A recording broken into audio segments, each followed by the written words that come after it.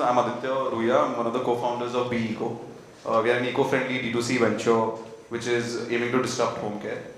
I've been a part of ASCENT over the last 1.5 years. And I've been fortunate to be with the best and the brightest minds from very different industries. Being a part of ASCENT actually added a new perspective and experience both to my personal life and my professional as well. Regular interactions with Harsh Mariwala sir and other stakeholders have been really insightful, and eventually it shaped a very different mindset. One that helped me to be featured in the Forbes 30 under 30 this year, the India 2022 list, and hopefully the Asia list too. I actually remember speaking with Mr. Mariwala while I was starting the company, and I vividly remember how he helped us sort of break down the entire problem set, where we needed to invest in, how to achieve our dream, and to sort of set up the team to achieve that dream. So through ASCENT, not only I was being able to get access to Mr. Mariwala, but also he helped us with a lot of contacts and various other things that were necessary to get our ideas into motion. And yeah, this introduction wasn't forced, so I'm a huge follower of ASCENT. This is also my first moderation session, so I hope, Radhika, you don't intimidate me a lot. I'm harmless. I'm wondering a little why the first row is empty. Maybe that's why. So Radhika doesn't need much of an introduction, but I'll still introduce her. She's the MD and CEO of Edelweiss, AMC, and Vice Chairperson of AMFI. She's also a motivational speaker and an author of the successfully selling book Limitless: The Power of Unlocking Your True Potential, who will be sharing about her leadership journey today. So how are you, Radhika? How are you doing? I am doing super well. Thank you for having me. Thank you guys, by the way, for being super sensitive with changing the chairs for pregnancy. The small things go a really long way. So really, I'm very happy to be here. I think this is also the last event I'm doing before I go on maternity leave. So, while I do a lot of these, I'm very excited to do this. So thank you for having me here. Awesome, Radhika. So let's start with some basic questions. Radhika, how has your leadership journey been so far, and what would have been your highs and lows? So, I'll tell you something that I told my team a few days ago when we were doing a leadership training. There are probably thousands and millions of books written on leadership. And, there are talks and studies and this and that, and people like me who come talk about journeys.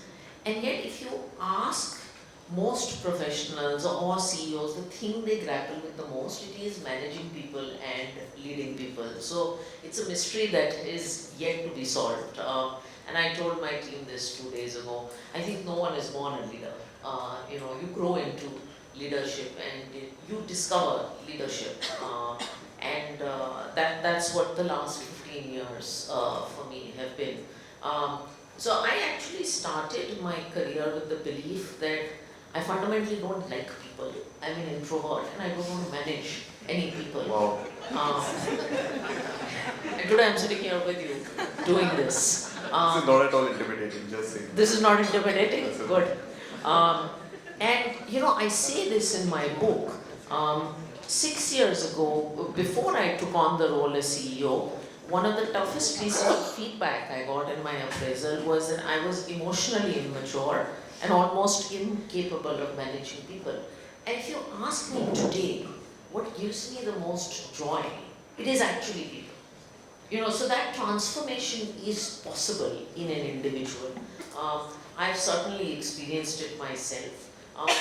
And it's a delight to watch people experience it as well. So I also have, the mutual fund business is interesting because we manage people, it may be a team of 300 people, but they're spread across pan-India. So we have about 25 branches. We have people who are 21, 22, all the way to 55, 60. We have people who may earn 3 lakhs of annual compensation and 3 crores of annual compensation. And they coexist together. They are people who are hard-nosed investment professionals who don't like to socialize. And then you have marketing professionals and sales. So it's a very, very varied business. It's a very public business. We are constantly in the news. And we are a very regulated business. So we operate in a very strange bubble. But sort of leading people has given me the greatest joy over the last 5 years. I mean, there's almost no business number can match the joy of seeing someone who is not performing or who you just hired raw, finding their wings. It's an incredible feeling. And this is from someone who said I would never lead a person. Wow, that's amazing. I think Radhika, about you said leadership journeys, you're born into being a leader. So, can you share some experiences where you really felt that and what you did about being in a situation where you feel you're not the right person, you're the right person to lead, and things about capability, and how did you sort of combat that? So I have combated the capability perception very early. And people ask lots of questions about bias, but forget external bias. I came into a CEO role with a lot of questions in my head for two reasons. The woman part had nothing to do with it, by the way. Even though I am the only woman CEO in the asset management industry, that part was easier. And there are challenges with that we can get into. But I was given the CEO role when I was 32. So and financial services, for most of you who know, is an industry that likes grey hair. Generally, we like people who are bald and have grey hair, and it is with reason. I mean, you've seen market cycles, you have a certain amount of experience. And I didn't come from the mutual fund industry, and I hadn't worked in India. I lived abroad. I'm born and brought up abroad. So when you enter this industry, everybody else knows each other, everybody else knows everything about everyone works, everybody knows the distribution community. So I went into the role with a lot of insecurity, of not knowing anyone, of not knowing the system, and that leads to its own set of problems. For instance, I was completely unable to hire in my early days, so I would, and again I've talked about this story a lot more in Limitless, but I remember going out to hire because I had a very small team when we started. It's been built ground up. And my team used to tell me no one would join us. And this is a problem entrepreneurs grapple with all the time. Hiding good people is a challenge. It doesn't really get better if you're a professional CEO, by the way, leading a small company. So I will tell you this story. So my Mumbai team told me that we've been trying for 3-4 months, we can't hire. And I said, you know what? I'll come help you. This Bachchan-like CEO, I go and I said, मैं जाके करती हूँ. Everyone's going to show up to meet the CEO, right? And we were not trying to hire for anything fancy. We were trying to hire for sales RMs in Mumbai. I mean, it's not a fancy role by any definition. So they set up this recruitment calendar in MCA, which is in BKC, close to my office. And they said the CEO will meet sales candidates, which never happens. I mean, it's very rare for that to happen. Thinking. I went into MC and there was a 10 o'clock candidate who was supposed to show up, and the candidate didn't show up. And so I thought it was a one-off thing. Then the 11 o'clock candidate didn't show up. And I started asking HR, is it the right day? Is it the right time? That all happened. I was supposed to meet 7 candidates that day, none showed up. Like 0 out of 7. I mean, it takes talent to get to be that bad. And so that was my initial start into the business. So I started with those set of challenges. I had a journalist, and as I said, we are a very publicly covered business. And you can still check out the interview. It's with Live Mint, and the journalist and I joke about it now. He claims he's never done that interview, which is false. But in June, he did this very rough interview, which basically told me that Edelweiss Mutual Fund has gone nowhere in 9 years. And then he said they've decided to hire a CEO who has no experience, so there's no chance it can go anywhere. And so I had all those challenges coming in, and then I found my way and grown into the role. Obviously, hiding is a lot easier, and the media is a lot nicer to me now. So I think Radhika's favorite number is 7. Yeah. Pretty much. Yeah. So I don't know if you guys know the story. So Radhika has been a graduate of Wharton Business School, and I think 8 consulting firms had come for the hiring process just out of Wharton. Yeah. And rejected by 7. Rejected by 7. So straight. Yeah.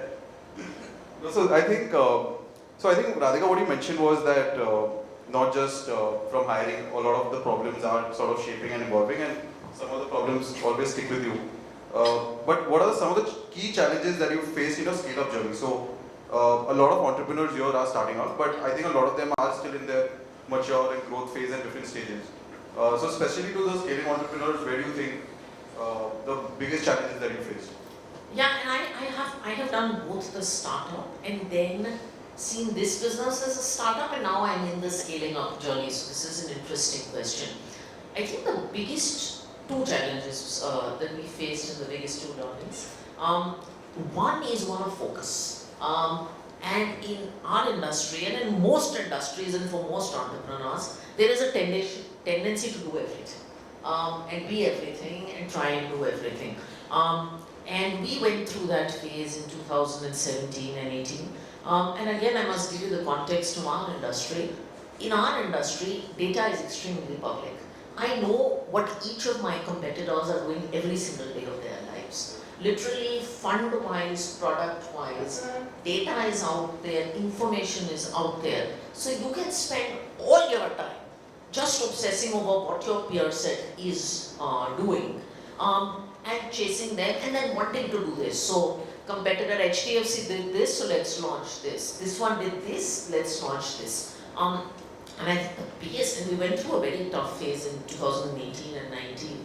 And I think the biggest thing I've realized is that it's important to do fewer things that you have serious conviction in and you will find scale in and build excellence in those areas. But that journey, I think, has taken a tremendous amount of confidence to come through. So the tendency to do everything, to really defining what we will do and what we will not do, and getting the market to respect us for that is a journey that we have gone through. And I think many entrepreneurs go through this. I've gone through this in my entrepreneurial stint at Forefront. And I don't tell entrepreneurs that they need to have this figured out on day one. I think on day one, you are a child and you are grappling and you are allowed to grapple and understand. But at some point in your journey, you have to decide what you want to be and who you want to be. And you also have to realize that you can't serve all audiences, right? And the good thing in India is you don't need to serve all audiences because there is a market for vada pav and there is a market for fine dining, and you just have to be damn good at what you do and do it consistently. So I always give the example of HDFC Bank, as a stock because finally equities are my profession. It's a stock that stands for something. And the market believes it stands for something, and it doesn't stand for something. So it doesn't appeal to the high risk, aggressive thing. But for people who are looking for a consistent story of growth, it delivers to that narrative. So I think that has been extremely important. The second has been scaling up people. As I said, I come from the school of thought where I should do everything. I think scaling up people and retaining people, and this is again something most entrepreneurs grapple with, but is something that has been very, very important. Awesome. I think Radhika, you mentioned a lot about some of the problems while scaling, but I think, and something that I've seen in my ASCENT group as well is that, and also interaction with others, that I think learning sort of becomes very different when you're as an entrepreneur. And while in the early days and also while scaling and then the mature phase. So how do you constantly keep the drive for learning, and how do you do that when it just gets lonelier and lonelier as you grow?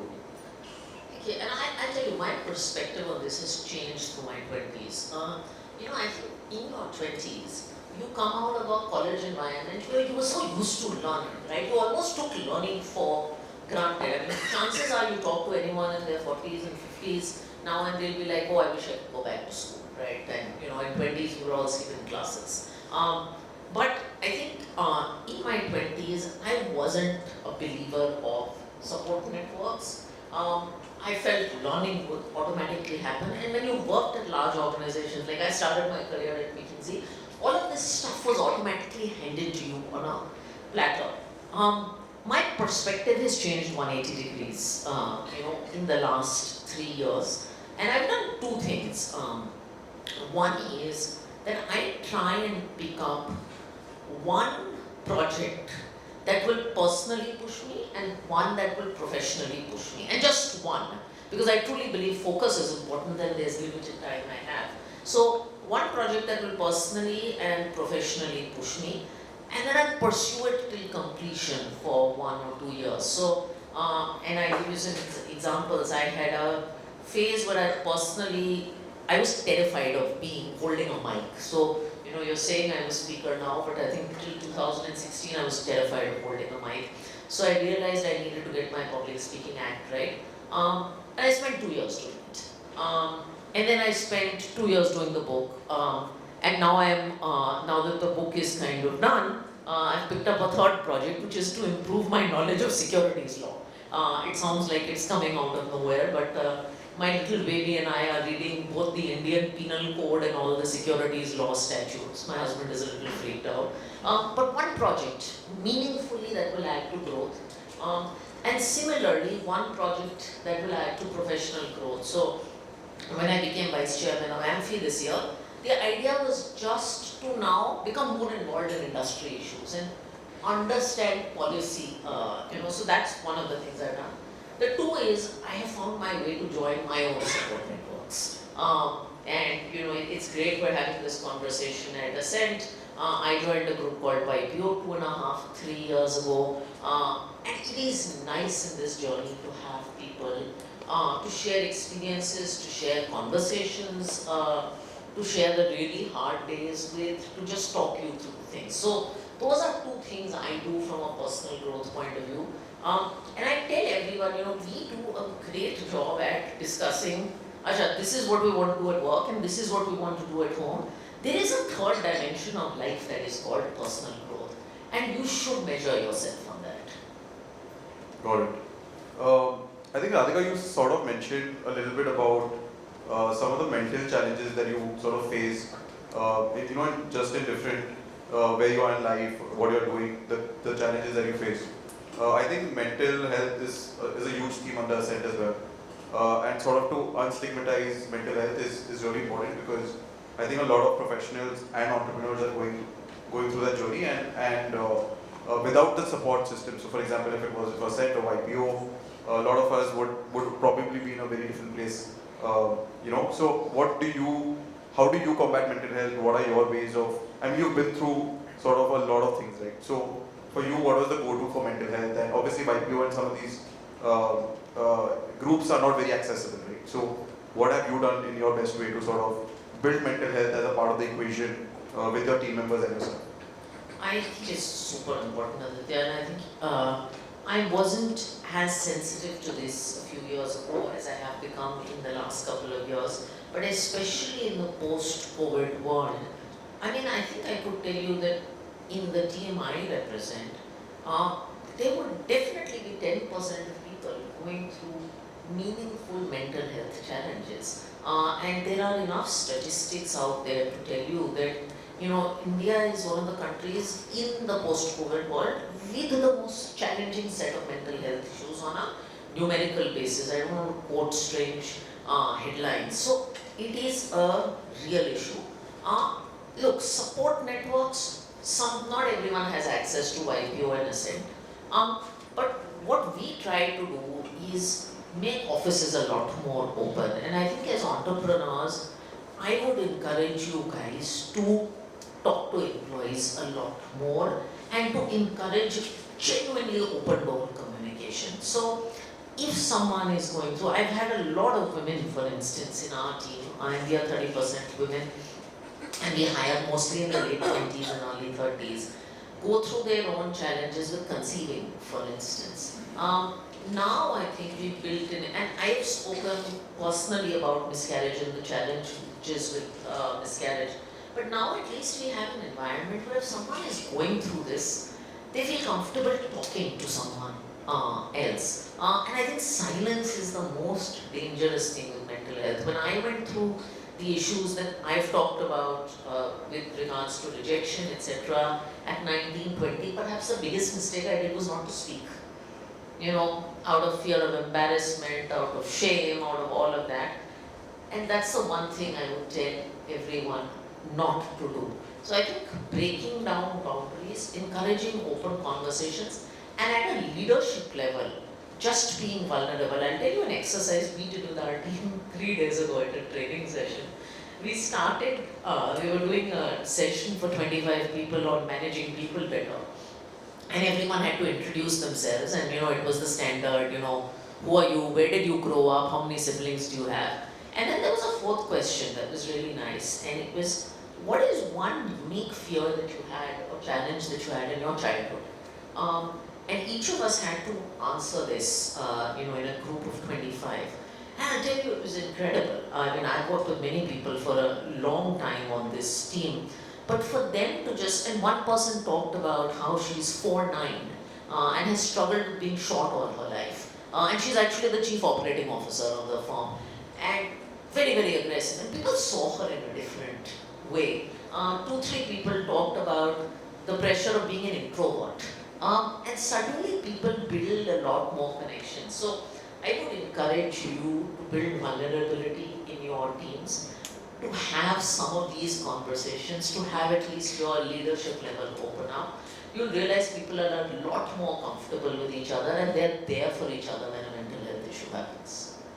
Got it. I think next week I'm going to be in everyone's business. So, so how would you sort of describe your leadership style personally? I think, like you said, it's I think in a world where people tend to standardize a lot of qualities and skills, and then just not with the hiring, even across leaders, and we see a lot of things happening over the internet in terms of which leader is better and which isn't.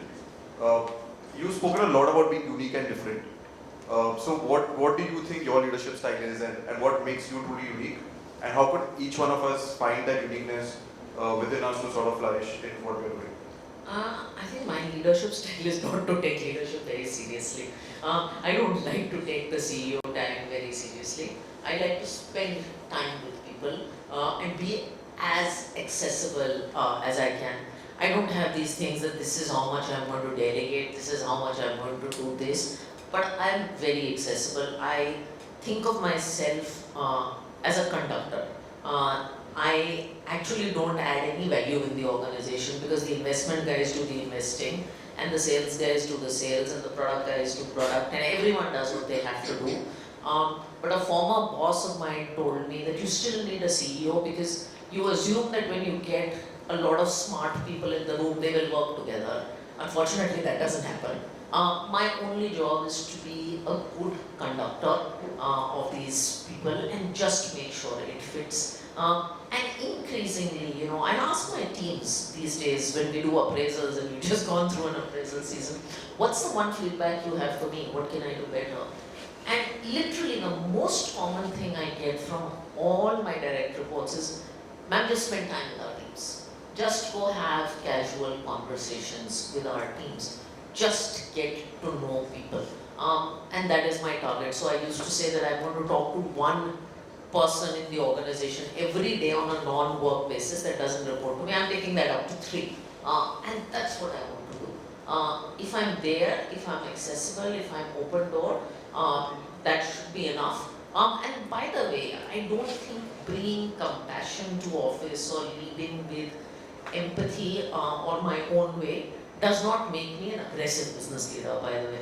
I'm very, very aggressive about numbers, but I think both can coexist. So there has historically been a perception, especially in the industry I come from, which is investing, you have to be very alpha male, very Wolf of Wall Street, very hogwash. You can be super aggressive about the numbers you want to deliver, the growth you want to have. We've been the fastest growing mutual fund over the last 5 years.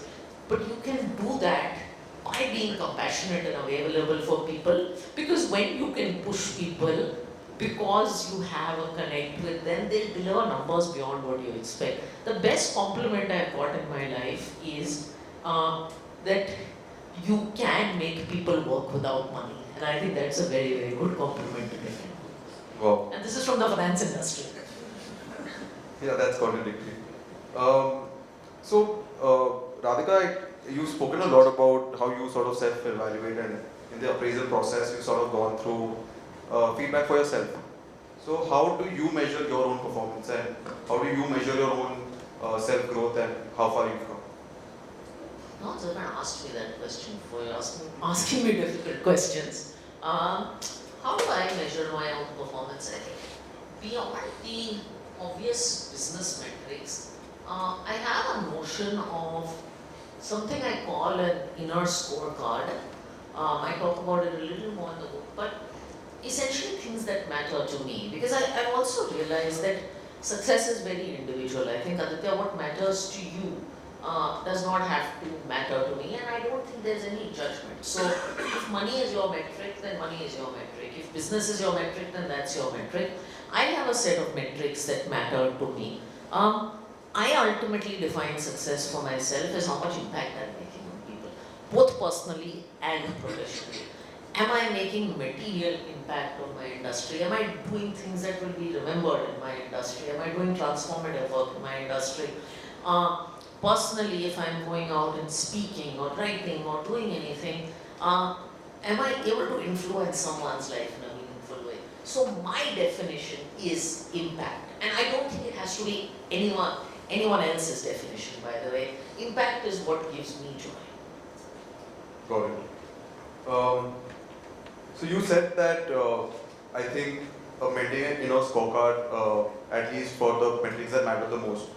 What sort of values do you think are the most important as a leader? And I know that could be different for many different people, but I think there's few common values that you would like today's leaders to sort of imbibe and have. And I think a lot of those values are changing in the post-COVID world, but beyond things like empathy, where do you see a lot of value that needs to be generated amongst the leaders today? I think two things that I would say.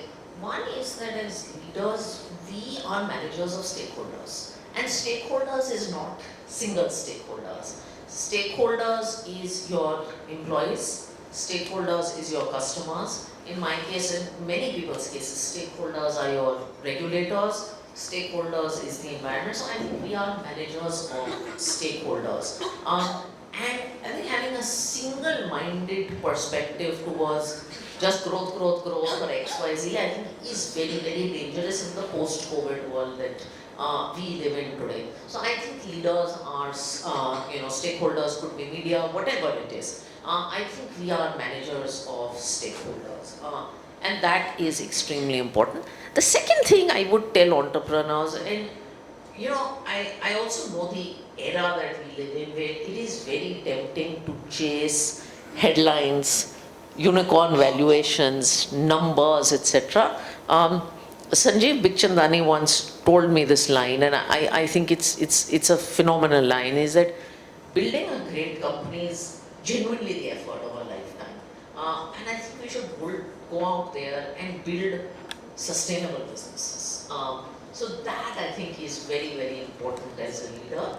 And also realize that India, by the way, has very few role models. And many people sitting in this room are building successful businesses and will be phenomenal role models to another generation of Indians. And that the public in some sense is your stakeholder.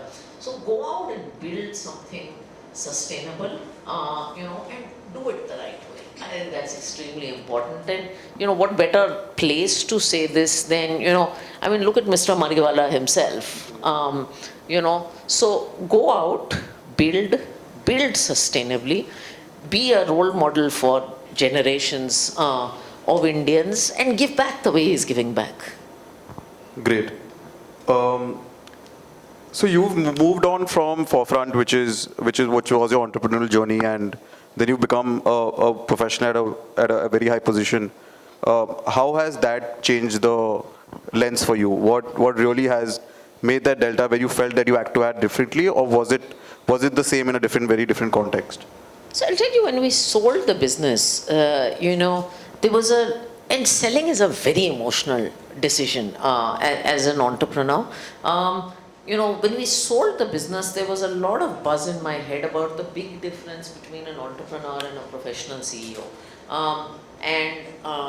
Again, I talk about this more, but there was also a lot of you'll be eaten alive by the incoming party, and there's nothing like being your own boss.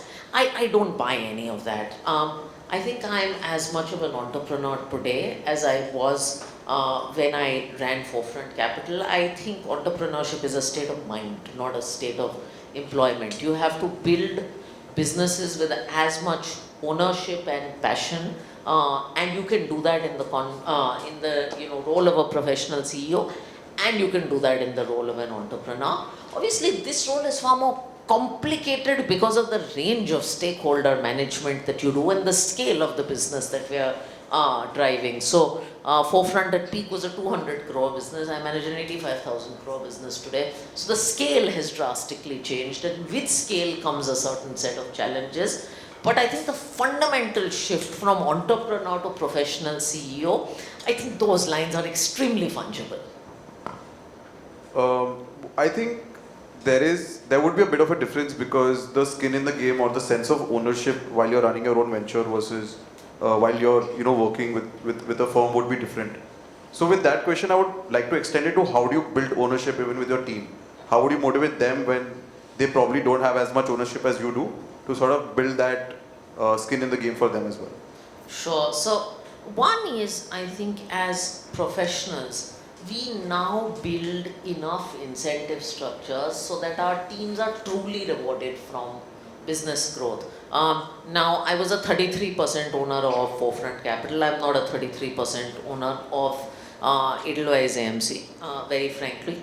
But I have enough skin in the game in the business, and I think my team has enough skin in the game in the business.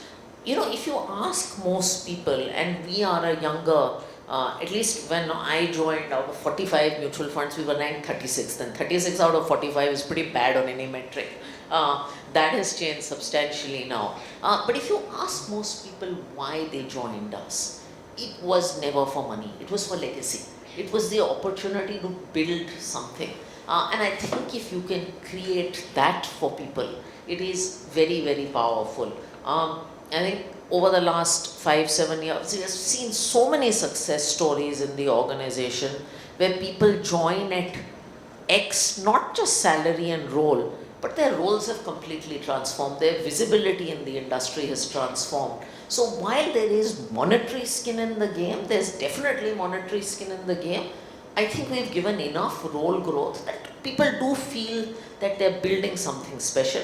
And I should also say, not everyone is cut out to be an entrepreneur. Entrepreneurship is hard. It is a certain amount of risk taking that you can do. And, being an entrepreneur is not the only way for someone to go out and take risks. Joining a small company in your business, taking on a new role, some people are cut out for that level of risk, and no judgment here. So when, Radhika, I think you mentioned about, building that incentive structure for people to sort of be as motivated and leaving a legacy behind like it was in your case. Do you think that's true even for startups or family managed businesses that don't see that level of scale or growth? Yes, I think the one thing you need to figure out very early is how you are going to incentivize people. This is something that we did at Forefront Capital, because ultimately people will ask the question, what is in it for me?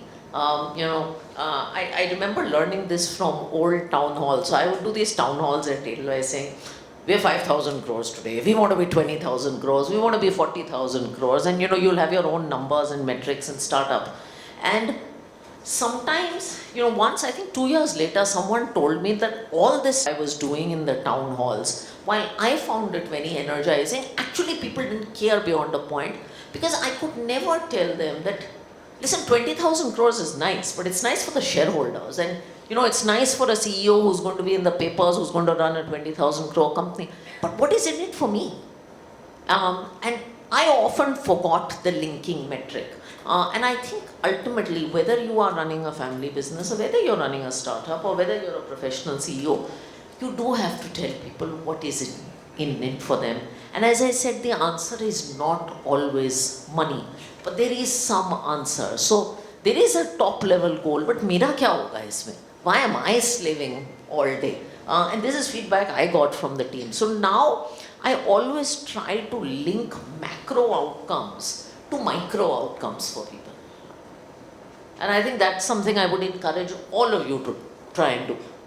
That's super interesting, Radhika. So I think this is something that is going to be very useful for not just most of us here, but even for the folks who might listen to the recorded session. What advice would you like to give, not just your younger self. But I think what's something that you want to carry forward as you sort of grow older and older in terms of your role and in your journey as a professional and personally as well. So I think professionally, my big kick is go out and execute.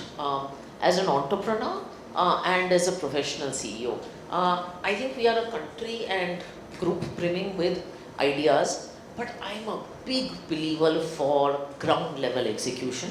And the one hope I have for myself is that as I grow senior and run a larger organization, I don't lose base with ground reality. I'll tell you a slightly unrelated incident, but in the mutual fund industry, and some of you may have read this in the papers, there have been a couple of untoward incidences in the last couple of weeks, etc. Non-governance related incidences, noises of insider trading, etc. And it's all stuff that you feel very sad hearing. And one of the things I told my team is that I want to keep my eyes and ears open. Always have the ability to talk to me. I want to know what's happening on the ground. So I don't want to lose that zing for ground level execution, that quickness that comes with a startup, that ability to hear from people, that connectivity with people, because I believe that is the way to run a great business. And personally, I think the one thing I would tell my younger self, and that I would tell anyone, is self-confidence. I think confidence gets you very, very, very far. And most people's challenges as far as entrepreneurs, even in a professional setup, come from a lack of self-confidence. So the one thing that I think is really valuable to me is self-confidence. And that's true, even going through failures, how have you built with self-confidence, given that, so many of us with all our ideas, all our executions still don't manage to sort of make it somewhere. How do you think dealing with failures while focusing on self-confidence has been really important, and how have you done that? It's interesting. The first chapter of my book is rejection, and the last one is self-confidence. And in some way, the journey. It is that is the journey that we all go through. And the reason I start by talking, by the way, about rejection is inevitable, and we're brought up thinking it's not inevitable. So one of the first things I want to teach my child is how to fail and how to stand up after failing, and how to realize that failure is not the end of the world, but perhaps the beginning of another opportunity. And the other thing I would say is that, in entrepreneurship, failure is also a sign that you're trying to do something meaningful. I mean, if you're not failing, you're not even trying to do something meaningful. And I think the difference between 19-year-old me, who took a very stupid step after failing, and me, who goes through a lot of failures right now and being able to pick up, is self-confidence. Got it. So Archana told me that I needed to bring up the energy in the room. I recommended her that she could open the bar 30 minutes earlier, but that couldn't happen. So we just open it up to Q&A, and I would request any of you guys to sort of ask Radhika about her leadership journey. If someone has read the book, then feel free to ask any questions. Yes, absolutely.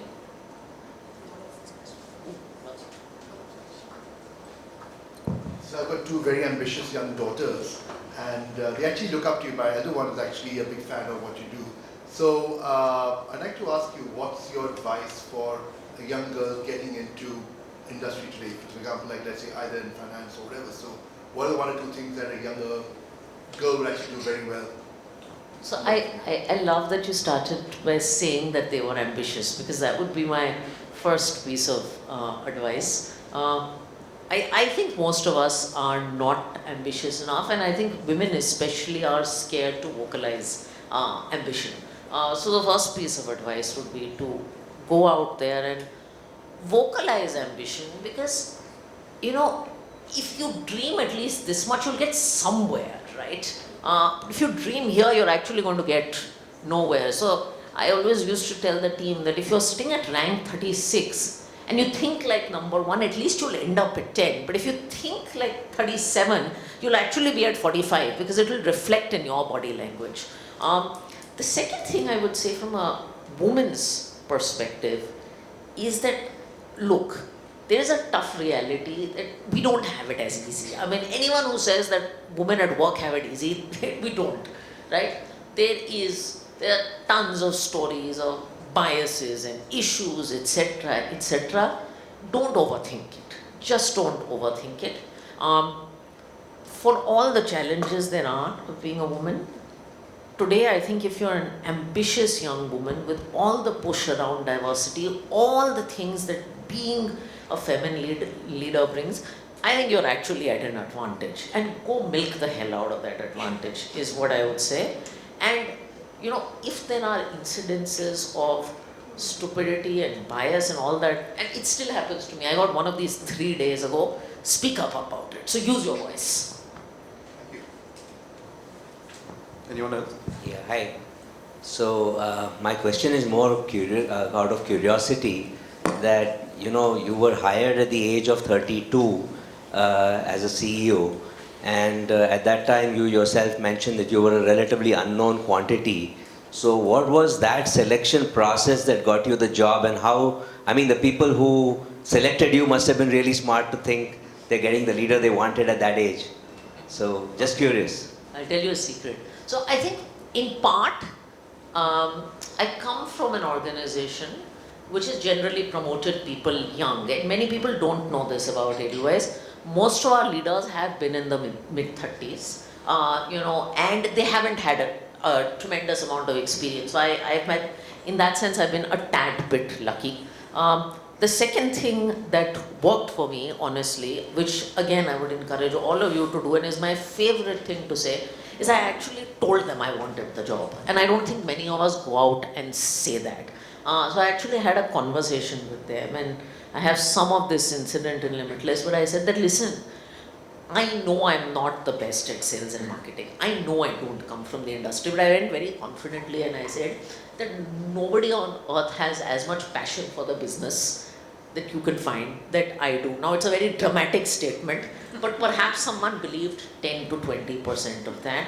And I think it is very important to vocalize your ambitions. And third, I think finally they didn't find someone else, so I got the opportunity.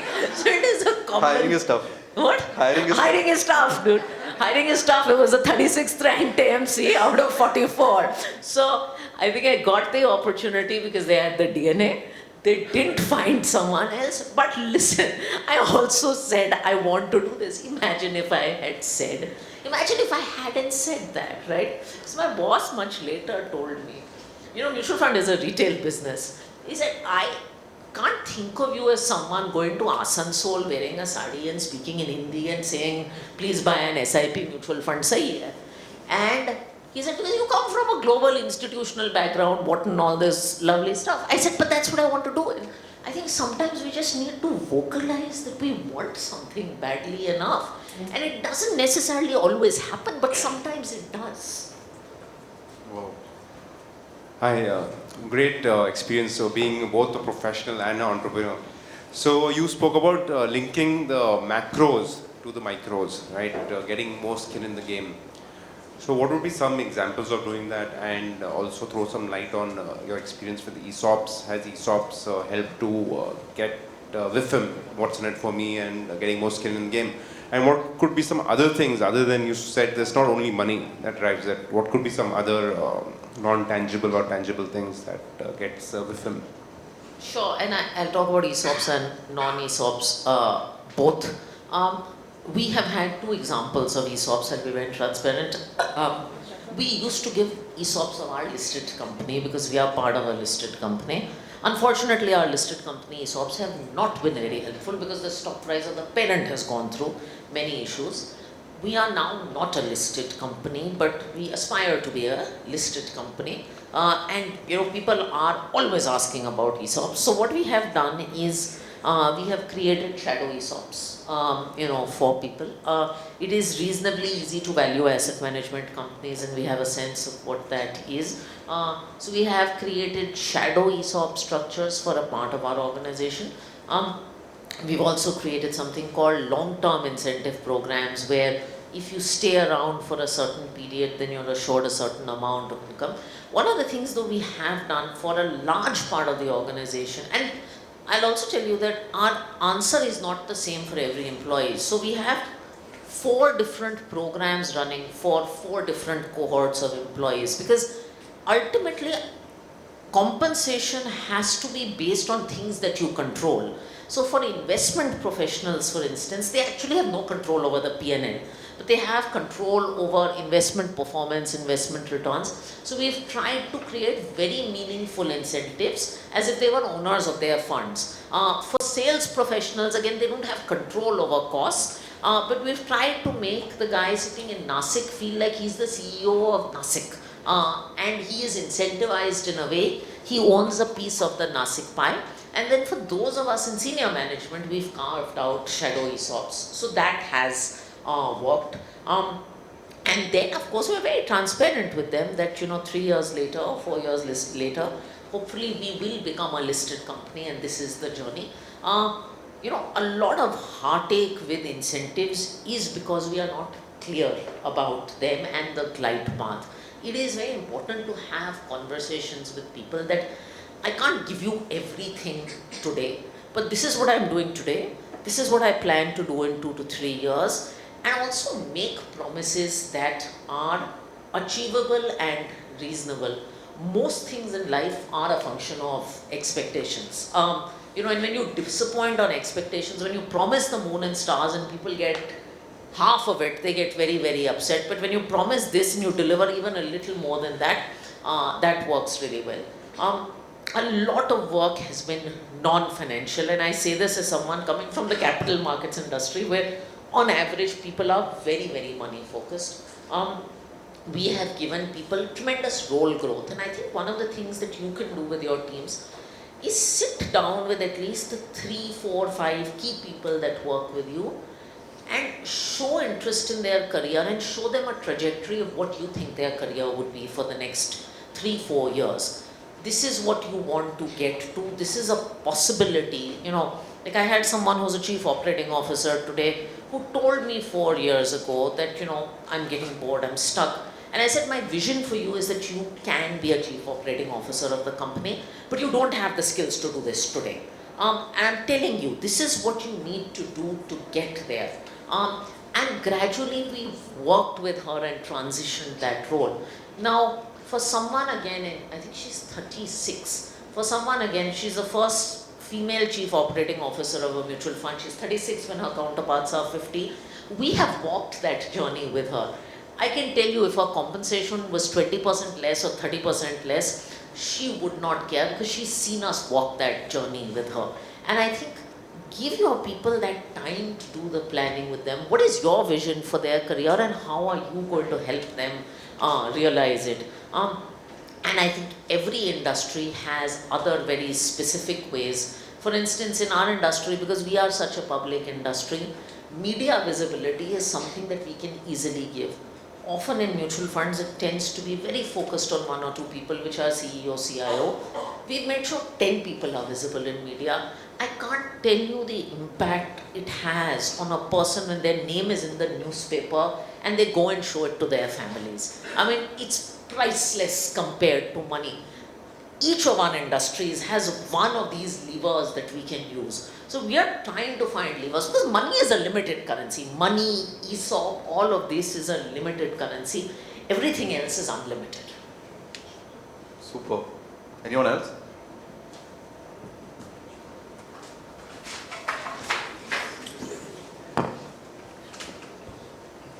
Yeah, so I want to ask an industry-related question,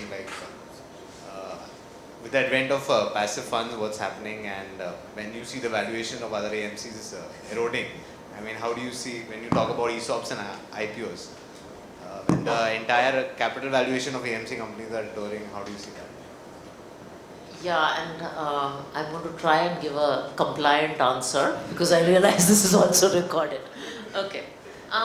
So passive funds is an easier question. I think after SBI, we happen to be the largest player in the passive space in India today.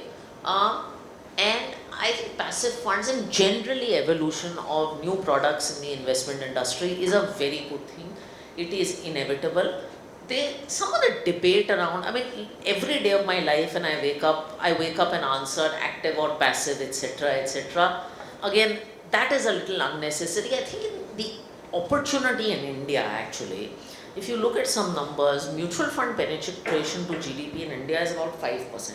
The world average is 40%.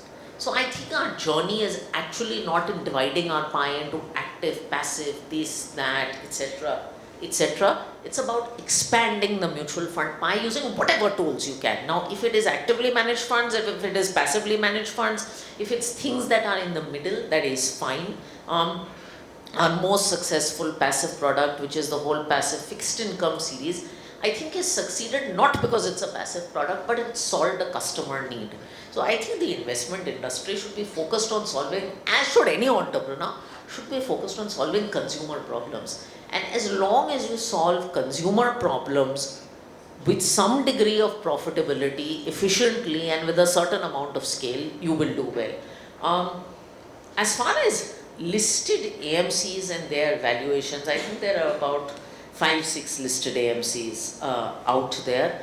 I do believe of, and I'm saying this in a very unbiased way, I do believe fundamentally asset management as an industry and as a business among all other financial services businesses is one of the best from a shareholder point of view because it's an annuity business. It's a low, I mean it's a zero capital business beyond a point in time, and it's a product business. It's not a intermediation business that is likely to get disrupted. The individual listed players have all had some of their own challenges which are unique. I won't comment on individual names, but fundamentally as a business compared to lending businesses, insurance businesses, which tend to be far more balance sheet heavy, we are actually a very good business, annuity, capital light, etc. So I haven't given up on listed AMCs yet. As I said, we are hoping to join that group in a few years, hopefully with a better outcome than the one you've pointed out. Awesome. So I think, Arjuna at the time. Awesome. Thank you so much, Radhika. This was a pleasure.